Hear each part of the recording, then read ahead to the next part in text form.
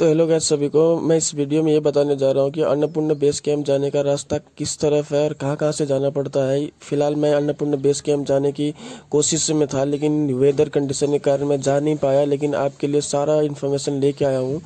Please is video को अच्छे से देखिएगा, समझिएगा और ही जाइएगा उधर। डिफ़िकल्ट रास्ता है, तो डिटेल में यहाँ का शेरपा से बात करते हुए मैं यहाँ का सारा डिटेल ले रहा हूँ, तो ध्यान से देखिएगा। यहाँ घान्द्रुकदेखि कहाँ जानु पर्यो अरे? छुमरुङ कुमरुङ डाँडा हुँदै किम्रो खोला हुँदै छुमरुङसम्म होइन? छुमरुङ जानेदेखि 5 घन्टा लाग्छ मलाई। अनि बाटोमा के पर्छ अरे? कुमरुङ डाँडा, किमरुङ खोला, ओके, अनि छुमरुङ। Thank you. ल ठिक छ, म पार्किङ गरेर जान्छु। उता होटलहरू पहिले बुक गर्नुपर्छ र? बुक गर्नुपर्छ। कहाँबाट बुक गर्ने? उही फोन गर्दै बुक गर्दै। अब तपाईँ कहाँसम्म हिँड्ने क्षमता सक्छ? फेरि त्यही त गाह्रो छ नि। यस्तो छुमरुङसम्म बुक गर्नु पर्दैन।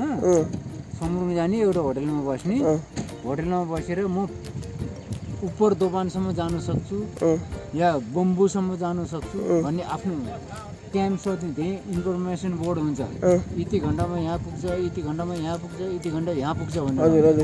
अनि त्यसमा आफूले इन्फर्मेसन बोर्ड हेर्नु, म यति घन्टा हिँड्न सक्छु भनेर आफूले इस्टिमेट निकालेर अनि होटलले साउलाई एउटा होटलमा मलाई एउटा रुम बुकिङ गरिदिनुहोस्। बेस क्याम्प जानलाई पर्सिसम्म पुगिन्छ? पुग्दैन, भोलि पनि पुग्दैन, पर्सि पनि पुग्दैन, अर्को तर्सी 3 दिन लाग्छ यहाँदेखि है? यहाँबाट कसेर हिँड्नु 3 दिन लाग्छ। झर्नाले फेरि 2 दिन? 2 दिन। धन्यवाद।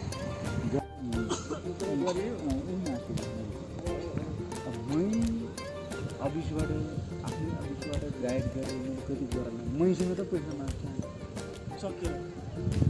1 दिनको 500 रुपियाँ, 1 सालको 500 रुपियाँ माग्छ। दिनको 1000 मैले तिर्नु। अब त्यत्रो पाउनलाई तिनीहरूको होटलको व्यवहार पनि गरिदिनु छ, आफूले खाएको पैसा पनि मैले तिर्नुपर्छ। भनेपछि चैत वैशाखमा हिउँै हुन्छ। हिउँ अलि सिद्धिसकेको चैत वैशाखतिर सिद्धिसक्यो। त्यो टाइम आउनु भनेको राम्रो। माघ पुसतिर त हिउँै हुन्छ। हिउँ त्यति गाडिन्छ। अहिले तपाईँको त हिलै हिलो बाटोभरि हिलो छ होइन? माथि गएर अब यस्तो बादल छ, यसमा त खिच्दै हेर्ने त गएको नि मान्छे। यति माथि यति पैसा लगाएर 7 दिनको ट्रेक लगाएर गएको पैसाहरू। अस्ट्रेलियाको 7 जना, जर्मनी 5 जना आएको थियो। यहीँ आएर मैले यहीँबाट फोटाहरू गएर आएको। केही देखेन, झरी जुगाए यस्तै बाटो हिलो। त्यहाँ जुका पनि माथि हुन्छ, त्यो लिच लिज त्यहाँखेरि आउँछ। यस्तोमा जुलायो ल्यायो पैसासँग। यहाँ अलिकति कम्प्लेन गरेको कुरा यस्तो मौसम छ भने तपाईँको अफिसले किन बोलायो हामीलाई? अफिसले पहिला भन्नुभयो त हामी त चैत वैशाखमा आउँथ्यो। अहिले मौसम खुलेछ भने हुन्छ त्यत्रो अफिस नेपालले पैसा तिरेर आएको। अहिले हामीले केही पनि बिचरा उनीहरू अस्ट्रेलियाबाट यहाँ आउनु त के खर्च गरे होला? थुप्रै हुन्छ नि। अफिसलाई तिर्नुपर्छ 1% बराबर अफिसलाई 2 लाख तिर्नुपर्छ। अनि यहाँ त हामीलाई त नेपाली हो, ल ठिकै छ, यहाँ त बाइक लिएर आयो गयो, हाम्रो त केही मतलब आज काठमाडौँमा त्यस्तो दण्डकाल है। मैले त पोखराबाट ठ्याक्क जहाज मगाएर जहाजमा पोखराले अस्ट्रेलियाबाट ठ्याक्क काठमाडौँ ल्याएँ, काठमाडौँबाट पोखरा ल्याएँ। त्यसरी निकाले टुरिस्टहरूले बिचरा केही देखेँ। लास्टमा मलाई त्यस्तै $2000 जरो कमाउनु पऱ्यो। दिन्छ, जहिले पनि दिन्छ। मेरो अफिसले पठाएको थियो। फेरि $2000 दिएपछि फेरि पोखराको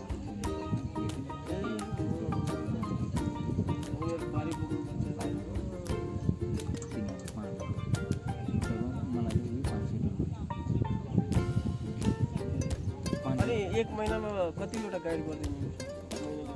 महिनामा कहिले आउँछ 2 चोटि आउँछ, कहिले 1 वर्षमा 2 चोटि आउँछ, कहिले अब होटलले फेरि फोन गरेर होटलबाट पनि गरिदिन्छु। त्यस्तै हो। अफिसमा आउनु सालमा 3 चोटि 4 चोटि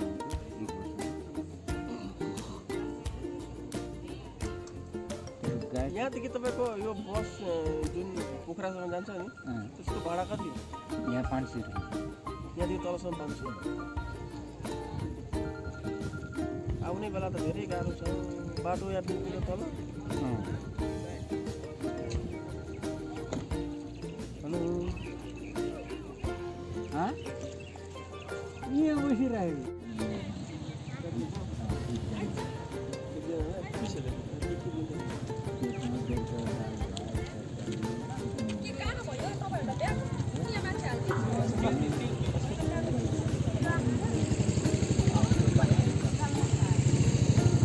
राति खाना र बिहानको नास्ता थोड़ा दिन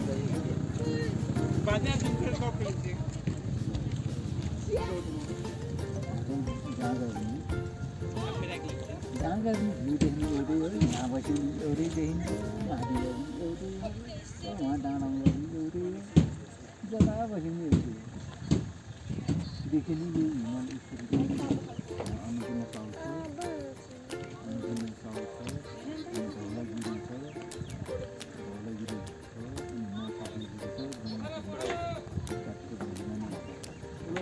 अन्नपूर्ण बेस क्याम्प जान आएको हिजो मुक्तिनाथ पुगेको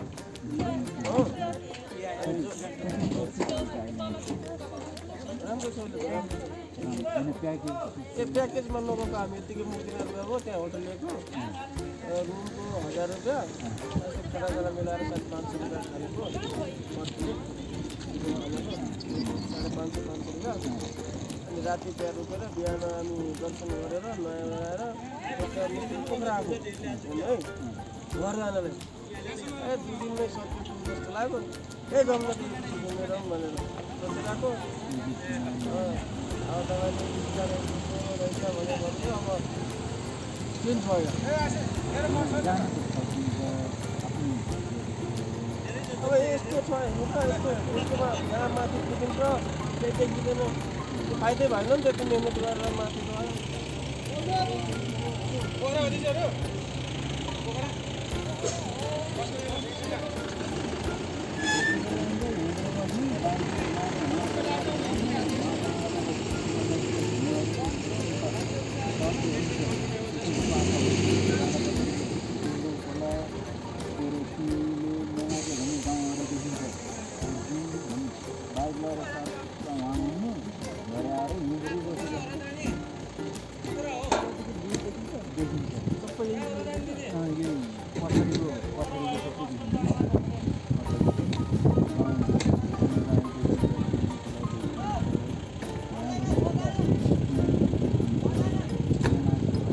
बाटो यस्तो